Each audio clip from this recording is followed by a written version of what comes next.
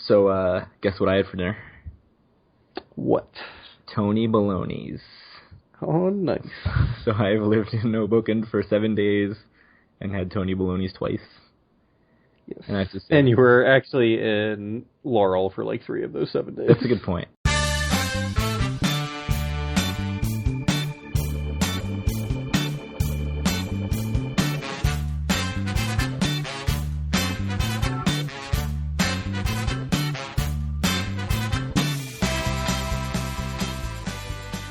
Hello, it is Wednesday, July 6th, 2016, and this is episode 18 of Due for a Win, the Atlantic City and Casino Biz podcast. My name is Craig Stone. With me is Kyle Askin. Howdy. So we have some news to talk about. This is probably going to be another short-ish episode because, as we've mentioned... Life is once again in the way. Yeah, you've got places to be. I've got a house, apartment, whatever, full of boxes. But we are here to get you an episode. So, some of the news, not a whole lot, not a bunch of different things going on, but certainly some big things going on. When we last left you, the Local 54 union was threatening to strike against 5 Atlantic City casinos. They were the Taj, the Tropicana, and the 3 Caesars properties, Harrah's, Caesars, and Bally's. They've reached a deal with the 3 Caesars properties in the Trop. They reached that deal sometime last week, I think Wednesday or Thursday. But they did go on strike on Friday against the Taj Mahal, which is Carl Icahn's property. He also owns the Tropicana, obviously, but this is obviously striking against the scaled back benefits and other things that were scaled back in the bankruptcy, and that Carl Icahn basically said, look, I need these things if I'm going to invest millions of dollars into the Trump Taj Mahal. So now they're trying to get some of those things back. They're in day 6 now of the strike. I haven't heard a whole lot about ongoing negotiations, so I don't know. I mean, is Icahn just going to dig in and say, whatever, I'm not going to give in to any of this, and if you want to strike forever, that's fine, or, what do you think is going to happen? I'm actually, I don't have any idea. I think the interesting thing to me is that the Trop came to a deal with these people and the Taj didn't. It's almost like Icahn is looking for a reason to close down the Taj or maybe try to completely kick the union out of it, or just generally, he's playing with the Taj more than he's playing with the Trop, I guess, because he has a lot less to lose in Taj, being all the money he's put into the Trop over the last few years. But as for the outcome, I'm not really positive. I expect at some point they'll probably get some deal done, but I really don't know. I mean, I'm sure the union's not gonna back down, and I'd imagine Carl Icahn isn't either. So I'll be interested to see how long this lasts. Yeah, it's kind of interesting to see, especially like you mentioned with Trop already reaching a deal, but as you mentioned, Tropicana, much more money pumped into Tropicana, and Tropicana also makes a lot more money. So for Icahn, there's a lot more to lose there than with Taj. So his margins are probably already pretty small at Taj, and he probably feels like if he's looking at them as sort of very separate entities, it makes sense, I guess, for him to dig in. The question is, at what point does the union sort of feel like it's desperation time and they sort of have to accept anything just because that's the best they're going to get? Or, do they just keep fighting and say, we'll close this place down if we have to? That seems kind of unlikely to me. But without really knowing any sort of the inside of the negotiations, it's kind of hard to have an educated guess on any of this, I think. Yeah, I have no idea. I mean, basically, as you mentioned, no information has come out about this the last few days. Or at least I haven't seen any stories about it. Well, so one bit of information that we have gotten, not in terms of negotiations, but in terms of the customer experience, is that Harvey, who is one of the members of our Facebook group, went and stayed at Taj Mahal over 4th of July weekend during the strike with his family and posted some comments basically saying it seems like a lot of the restaurants were closed. There were some issues with housekeeping. Like, basically, there was no housekeeping. You could call down and get towels, and that was about it. But it seemed like definitely the sort of staff that we had heard would be affected, which was the housekeeping staff, bartenders, restaurant servers. Like, that's really affecting the experience at the Taj. So he said the newly reopened buffet was never open. The Plate restaurant was closed, but he did say he still had an enjoyable trip. I don't know what he paid as far as rates for that weekend, if it was a steeply discounted rate. I mean, I would assume, since the services were obviously limited, but interesting to sort of hear the inside of that. So if you want to read his whole post, he actually goes into some detail. You should get onto our Facebook group and join it. It is facebook.com/groups/do-for-a-win. And you can just request to join, and we'll let you in, and you can see all of that post and kind of see what's going on and see what else people are talking about with Atlantic City. Yep. It was a really great post. It was super interesting. So yeah, and to me, that's the kind of stuff that I love to see in the Facebook group or on Twitter, or really anywhere, just people saying, hey, this is my experience with something like this. And, you know, with Showboat opening soon, hopefully we'll see similar experiences with that as well. So that kind of segues into the next topic, which is that today, actually this afternoon, Bart Blatstein tweeted out that you can now book a Showboat room, which puts them far ahead of Revel on the reopening timeline. So you can book rooms starting this Friday, July 8th. Their site, actually, it's a new site. It's up. It is showboathotelac.com. The logo's the same. But when you click to book, it actually takes you to Total Rewards, to a Total Rewards site that is branded with Total Rewards, which I thought was kind of interesting. It's also available on Hotels.com and other third-party sites, so you will see the rooms available there. And like I said, you can book as early as Friday, July 8th. When I checked earlier this afternoon, it was $238.26, including all taxes and fees for this Friday. So if you want to be there for the reopening of the Showboat, that is what it will cost to stay the night. Blatstein has said there's not really going to be any kind of big grand opening thing for Friday. You know, it's just, I think he made a joke that, like, maybe we'll have a first jump on the bed or something like that, which I guess you can take multiple ways. But so I checked into the rates. I looked at the rates for random dates because, you know, that's what I do with my time. And so it looks like most Saturdays are kind of in the $300 to $350 range, usually the higher end of that range from what I could see in the summer, like $330 to $350. Fridays were $215. I think I saw one $215, and then everything else was $285. Weekdays were $100 to $150. And they advertise rates as low as $89, I know, on Hotels.com. When you search for it, it says starting at $89. So the 100 is actually the $89 plus the 14% in taxes and fees from New Jersey. And the interesting thing about that is that there's no resort fee right now. So $89 comes out to like $100.40. There's no resort fee. So it's actually pretty close to what you see in the advertised rates. And when you go through their site, it doesn't even show you the base rate. It only shows you the final rates.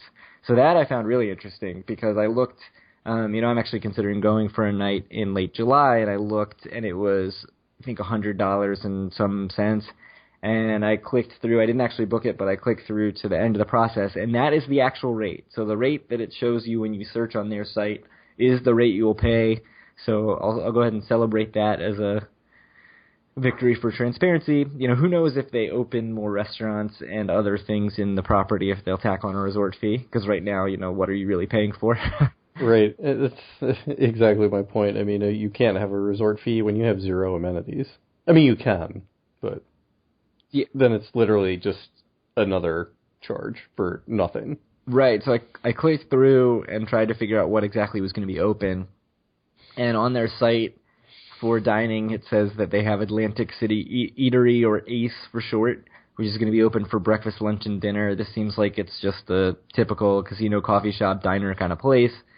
And then there are arrows that seem to indicate that you can go to look at the other dining options, but they just don't go to anything. You know, they're not clickable. So that seems like it's going to be the only restaurant open. There was an article, I think in the Press of Atlantic City, saying sort of where Showboat was in the process and mentioned that they were going to have the bottom floor of the surf bar open, but there's nothing about that on the website, so I don't know if that's finalized or not. Are you eager to book a Showboat room? What are your thoughts on the Showboat being open with 850 some odd rooms and very few other amenities? So first, since Showboat is now open, how nervous are you? I know we talked about how there was not a whole lot of news the last few days about Taj. How nervous are you now about our bet about Revel? Because I've heard nothing about what's going on with Revel, which I don't take to be great news, but... Oh, because I said under 20 episodes? Yeah, so you've got one more episode left. So I actually listened to the last episode today, and I just couldn't believe how optimistic I was about the quickness of opening of Revel, because, like you said, there's just been nothing. I mean, I can't even imagine that it's going to open at any point in July, even. Although, then again, there was no news at all about Showboat until, like, a couple days ago.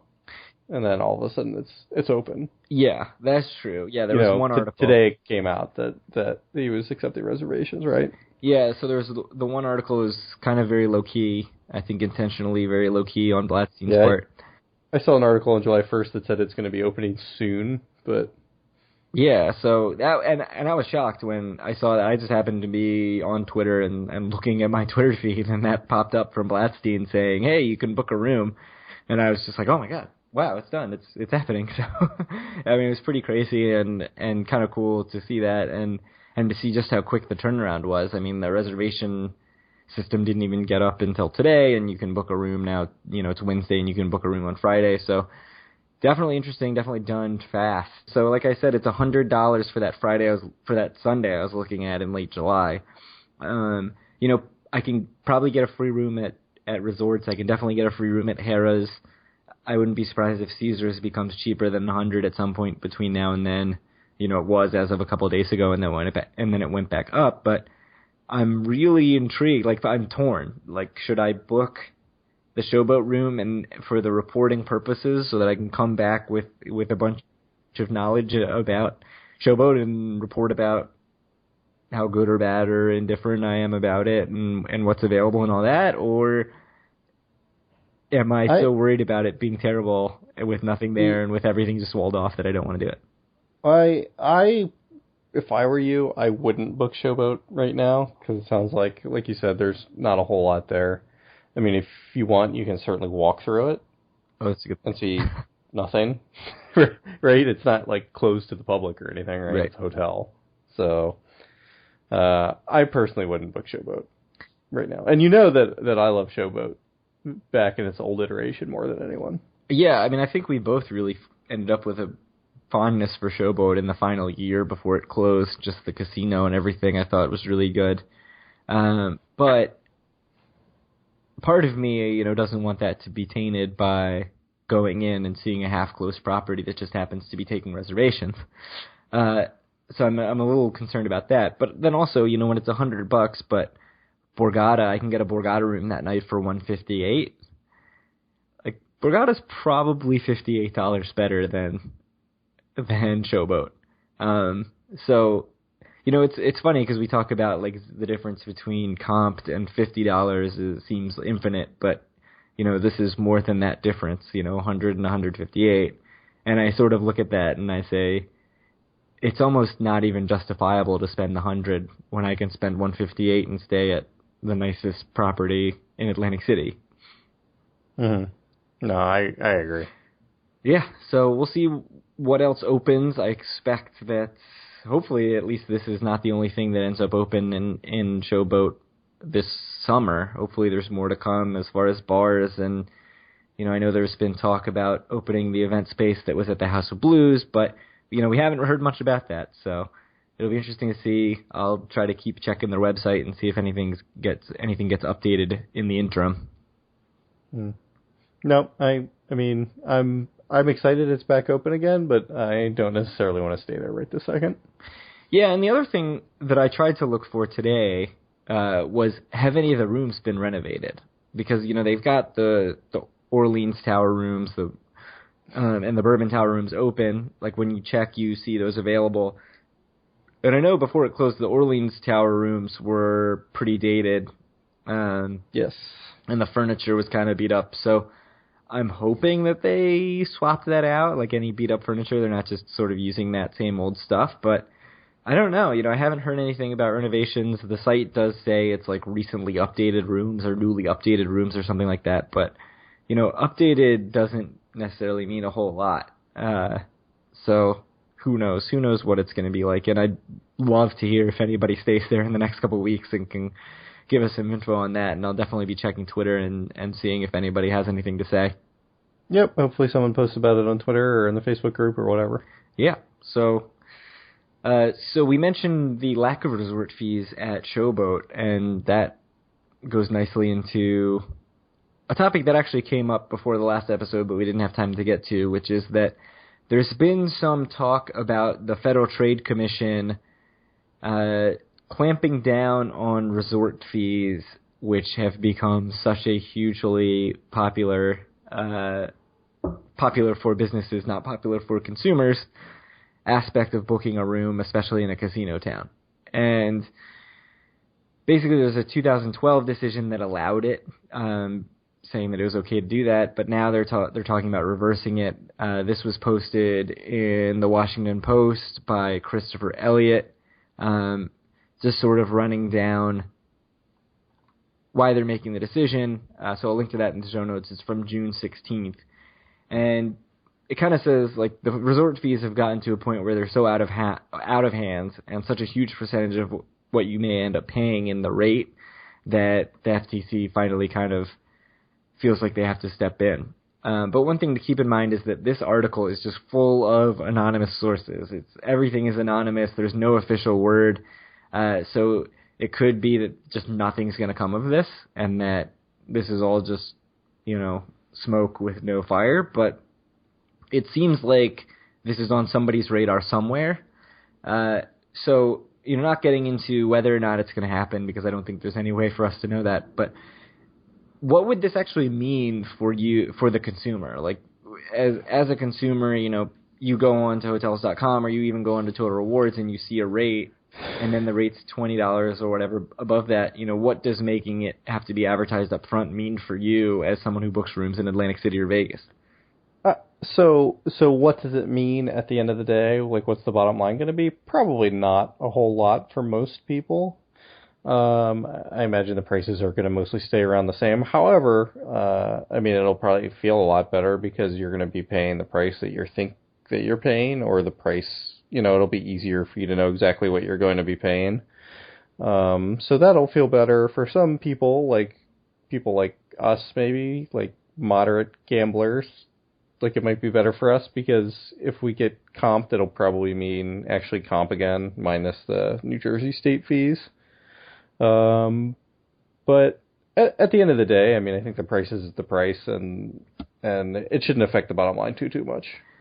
So if you think about it, it was one of those things where if one actor in the hotel ecosystem was doing it, was charging, $20, $30 resort fees a night, like, everyone else kind of had to follow suit just because of how it looked on online booking websites and things like that.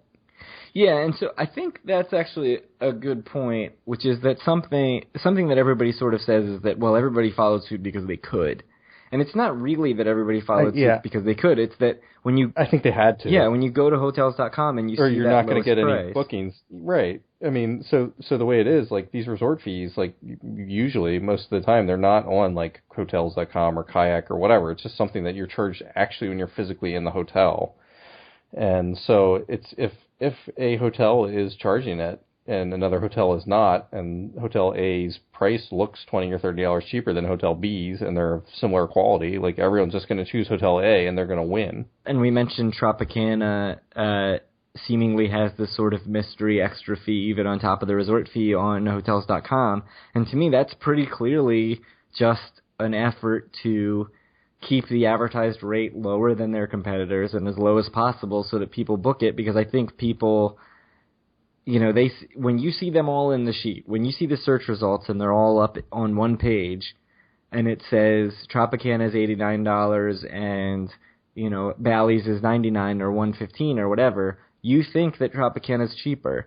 And you can't compare the final price with taxes on one sheet. So once you go through the booking, you just assume that the taxes and everything are the same. You don't assume that the difference is going to, make Tropicana's rate catch up to whatever the higher rate is. So, it's smart on their part. It's kind of crappy for the consumer. You mentioned comp rooms where they would actually be comped. And one thing that I wonder is, for someone like me who doesn't get a whole lot of comped rooms, if this is going to be sort of the end of my comped rooms. Like, are my weekend rates just going to become $27.80 or $24.80 or whatever they are at Caesars? I think it's $24.80 at Caesars, because that's what the resort fee is now. Like, that's what they're getting from me now if I book a weekend rate? Or will they just say, well, we wanted to get you here, the $22 was a bonus, but we know we're not going to get you here if it's not comped.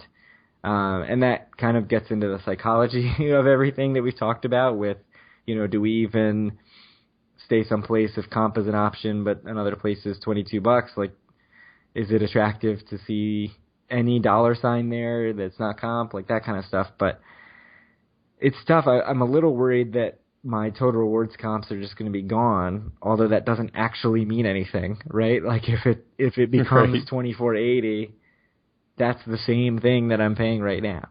So what I would say is there are, on days where you're not going to get comps, like, you're probably going to be adjusted higher by, $30 or whatever. That would be my guess. Again, I have no idea what would happen if this was passed. But on other days, like weekdays in the winter, for example, like, it's still going to be comped, right? Like, I'm sure that, like, whatever, their formula is, whatever they expect your play to be minus whatever the value of the room is, and if the value of the room is almost zero, like, it's going to still be, plus EV for them to offer you a room at comp. But it would make it probably slightly harder for you to get comps, I would imagine. I think I'd make that trade. I don't know how you feel. I agree. No, I think that for me, this is like a perfect case of some, legislation or some government rule that probably makes sense for all of the actors involved. Like, I think it's just to feel bad for everyone, and even the casino companies. Like, maybe they win a little bit, but I don't even think they win all that much. It's just something they have to do. So, it's just like a problem with the commons or whatever, that it just makes sense for everyone if this goes away. But we'll see. I don't know. Yeah, we'll see what happens with it. I haven't heard anything about it since June 16th or whenever this article came out, but certainly something to keep an eye on. And if it happens, it's going to be all over the Vegas blogs and other sort of hotel blogs. So I expect we will not miss it if there's an update that this is moving more toward happening. Yep. So another thing in the hotel news, hotel openings or hotel sort of expansion, is that there's been talk that the Chelsea could get a casino. And it's more than just talk, because the state Senate actually passed modifications to the boutique casino bill. We talked about this in an earlier episode, where basically the state a while back, I think in 2012, added modifications to the existing rules saying now you can have a boutique casino. And the goal at that time was to get Hard Rock in the door in Atlantic City. Hard Rock was interested in opening a smaller casino property with something like 200 rooms. They said they would expand it within a couple of years.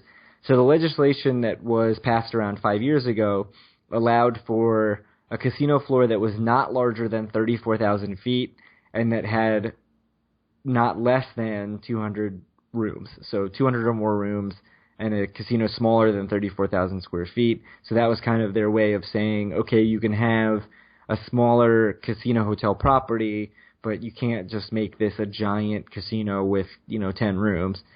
And the rules, though, said it had to be new construction, and it had to expand to 500 units within 2 years, or at least be started on that expansion process within 2 years.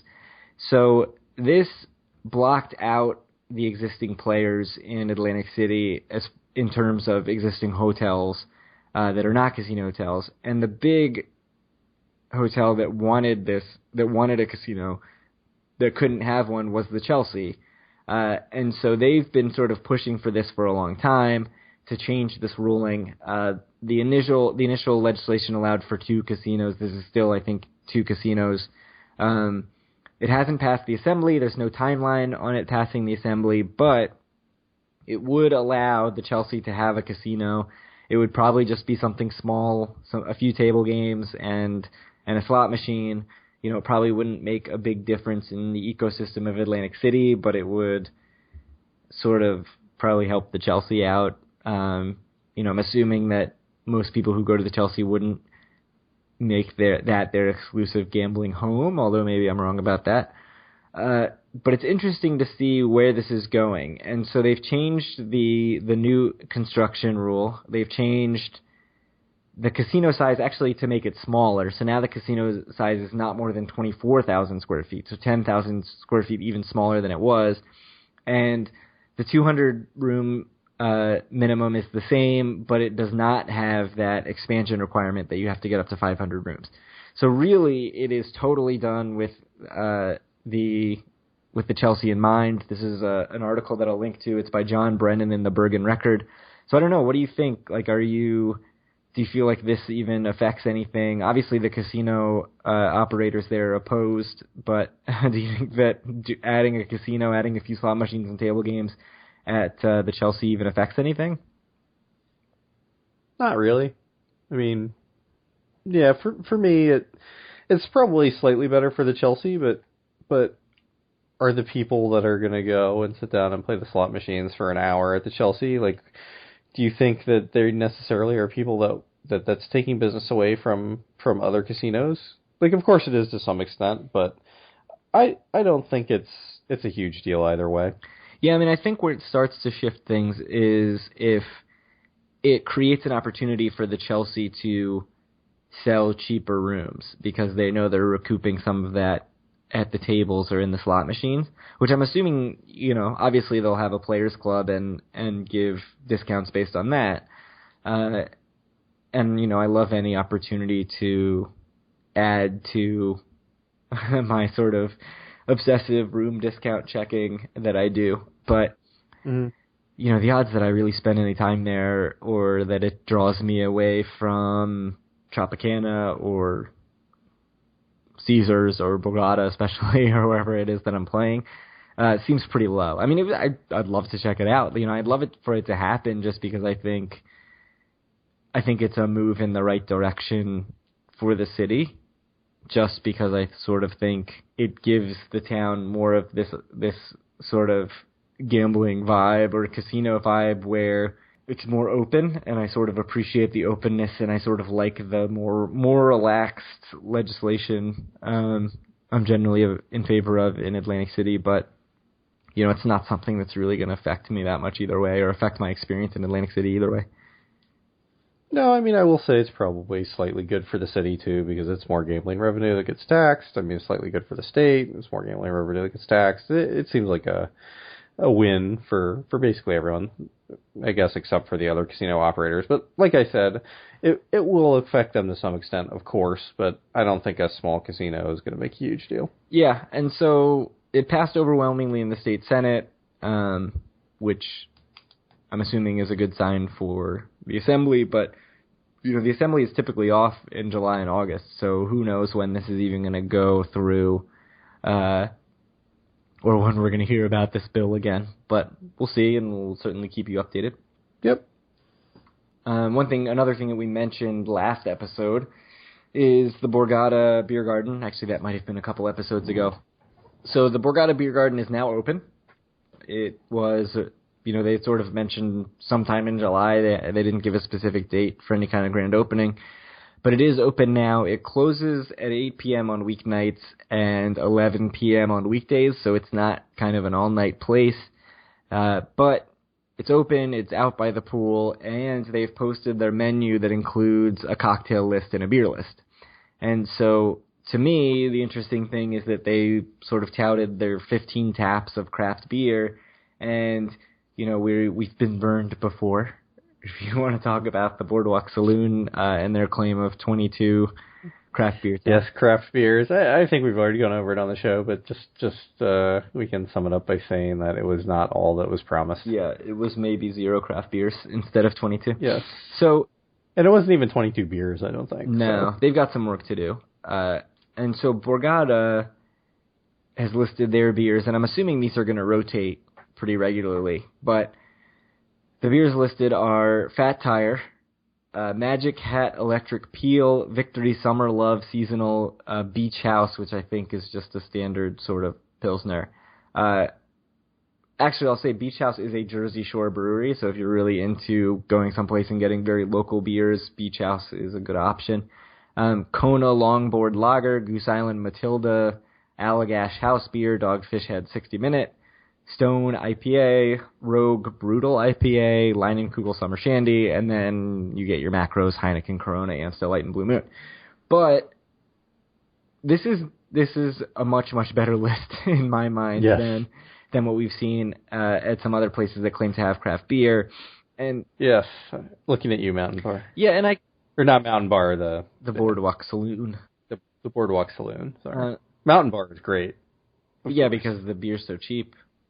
Yes, but it's a classic. It is Wild Wild West. It's everything you hope for out of Wild Wild West. Yes.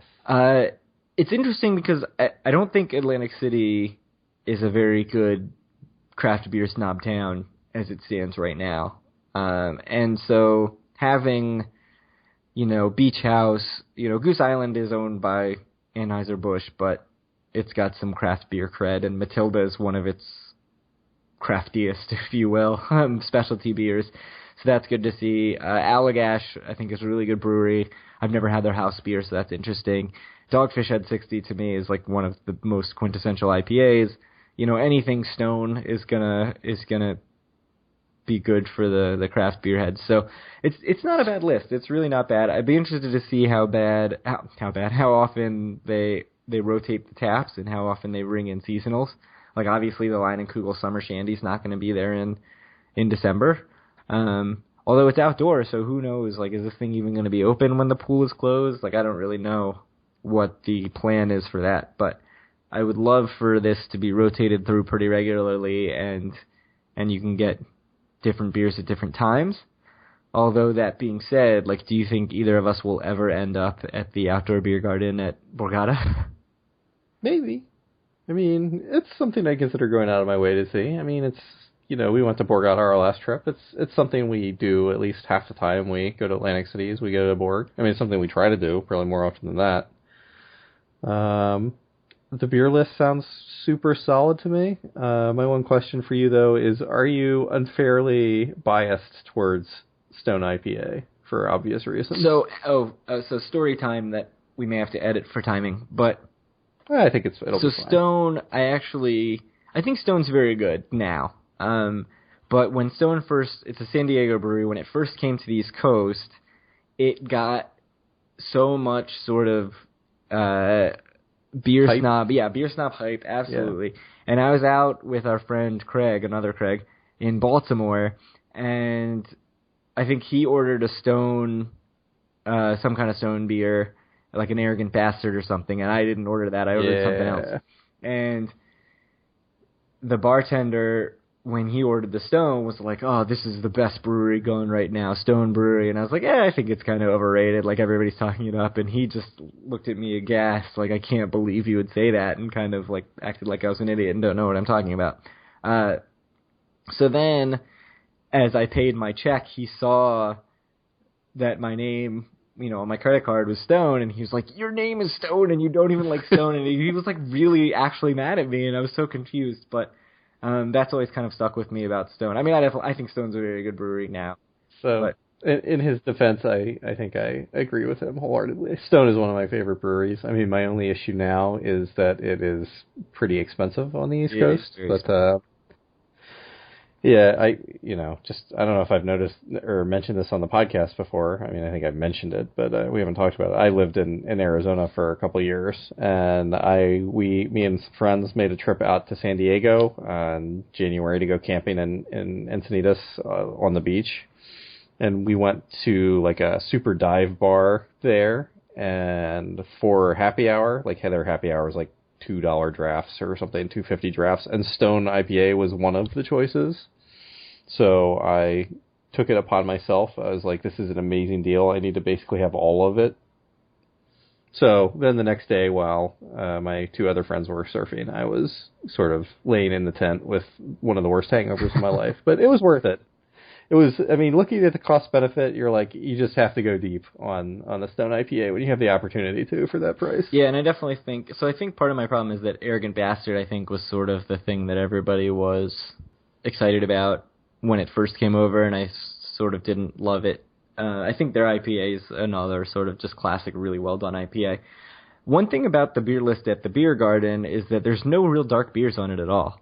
So I know for some beer lovers, that's not going to be all that exciting. Yeah, I know. I think a bunch of our friends tend to like the darker, maltier beers a bit more than the IPAs and stuff like that. But you also have to consider it's an outdoor beach, as outdoor beer garden. It's near the pool.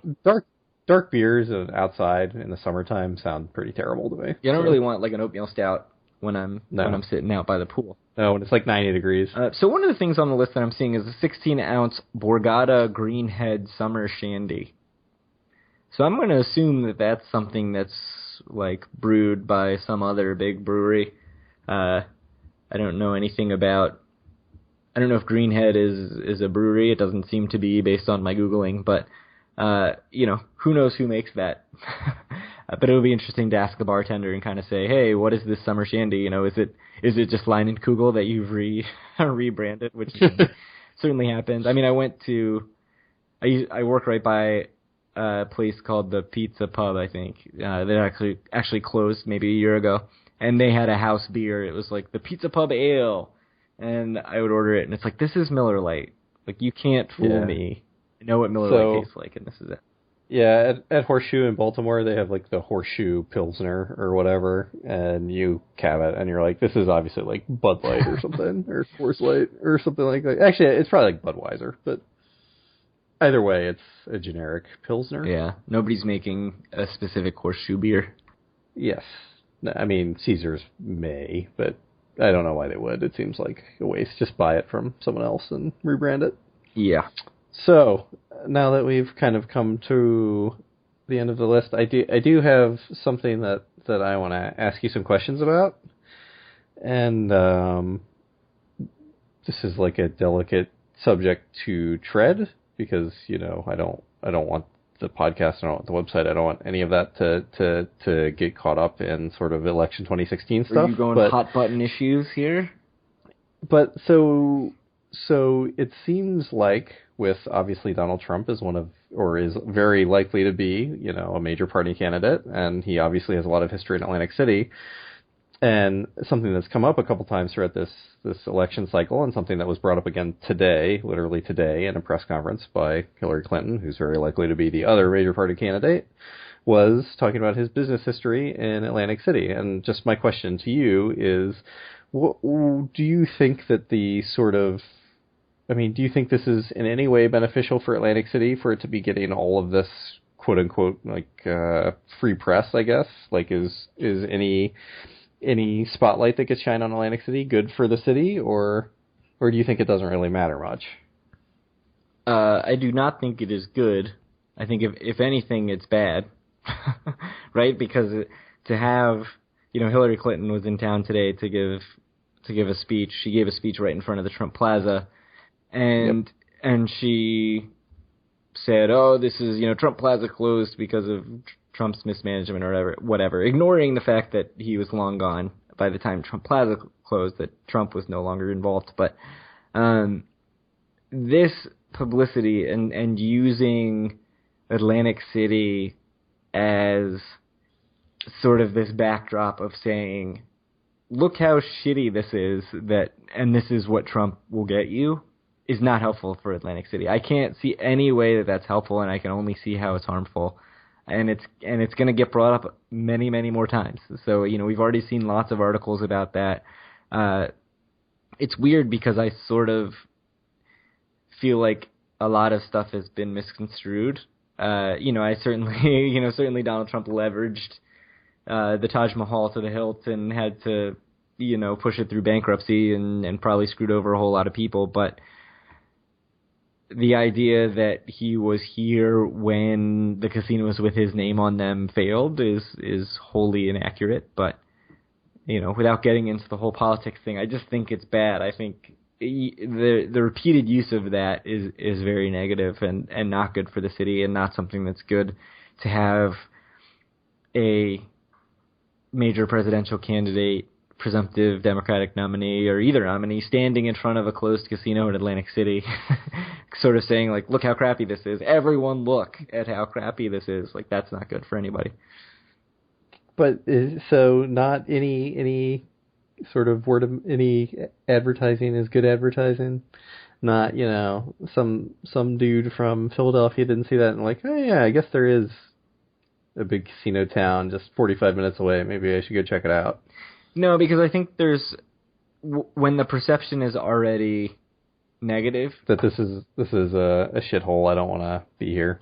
Right, and this just confirms that perception, and then it's also, probably right next to a headline about the union on strike at Trump Taj Mahal, or probably in the same article because that is another hotel with Trump's name on it. Probably does not look too good, and probably just feeds into the bankruptcies, not the bankruptcy, but the city having trouble and trying to avoid a bankruptcy, and the casino closures, and, all the way back to Sandy, where they say the boardwalk is totally destroyed, even though that was way up past any of the casinos. So that kind of stuff just all totally feeds into this negative thing, and so I certainly was not happy to see that as somebody who wants to see Atlantic City succeed. I don't see that as positive marketing in any way.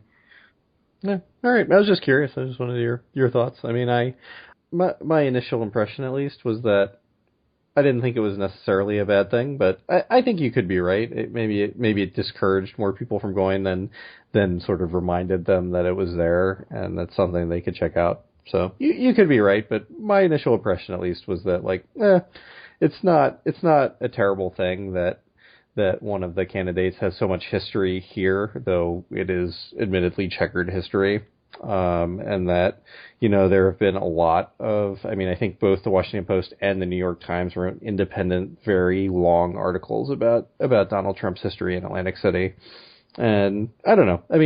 I could have just be, obviously Atlantic City is somewhere I've been a lot, so it didn't cloud my judgment at all. It didn't change the way I looked at the city.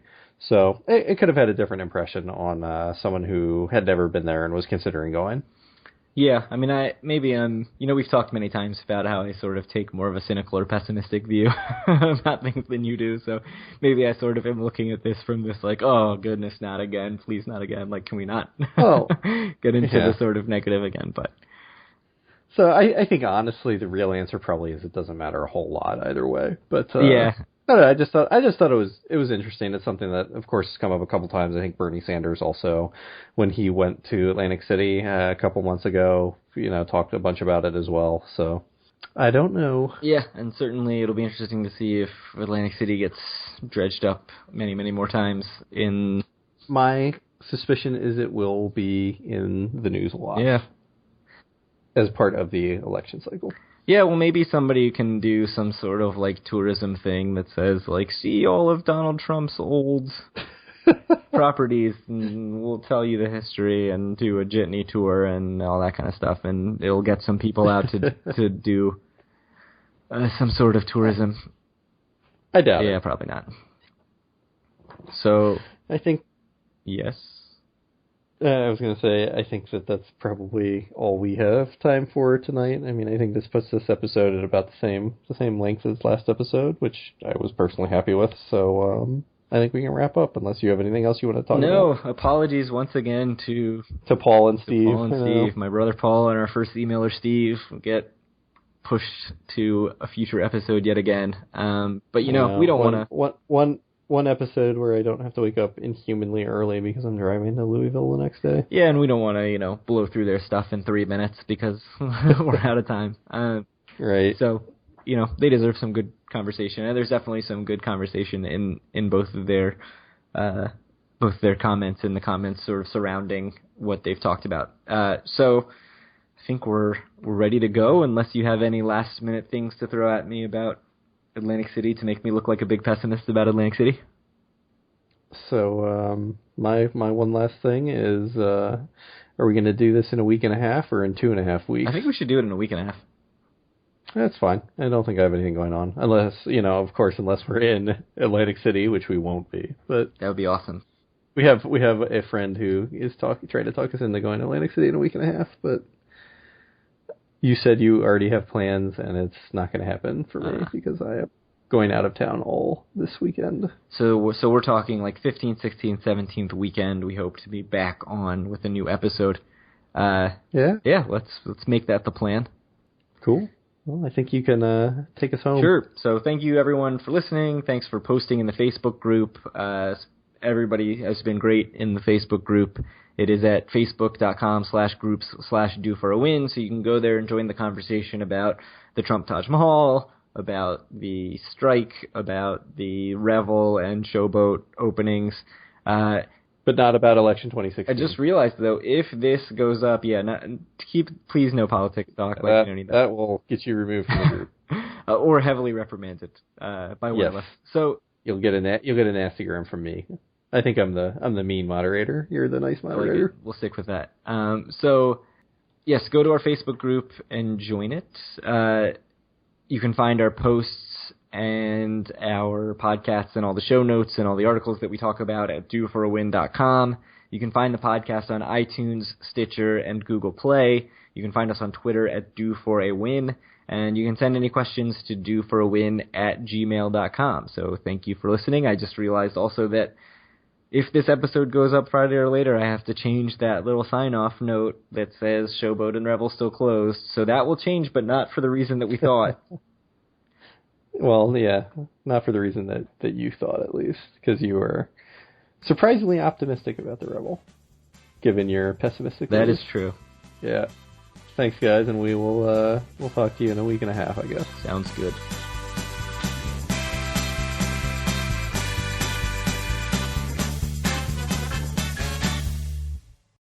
I don't want to totally cut you off here, except I just, I picked Bally's as what I'm driving to for my directions, just because that's sort of a central location to get an accurate timing.